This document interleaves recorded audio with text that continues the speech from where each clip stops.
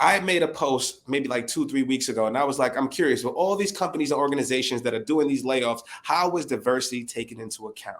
Is it only something that we look at when it's good? Is it only something that we're trying to do to show PR and say, hey, this is what we're doing. We're filling our numbers and hitting our quota, so to speak. So like, I'm like, in your experience, what is that like? What goes into those processes to figure out who goes and who stays? So I think it is by design that typically when we see people posting their diversity numbers, they're posting hiring, they're not posting attrition, Exactly. because no one wants to publicize who's leaving. And I think that's interesting because if your little target goal is I hired 12 Black men, but 14 left, you didn't even break even. But they don't publicize that, so you don't know. And unfortunately, I think when people are thinking about layoffs and RIFs, they are just thinking about the bottom line.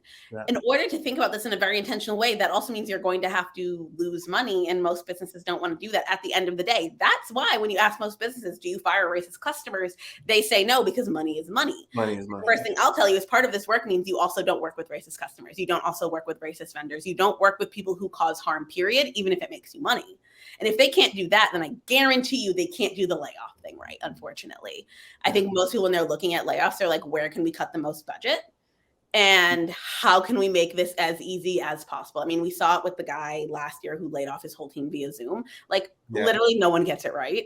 Yeah. But I especially think companies that pushed this diversity thing and they just hired for numbers, they hired for metrics, they didn't hire for who could I grow, who could I help thrive, who could I protect, are the ones who are going to get it immensely wrong. Because the thing is, diversity is great.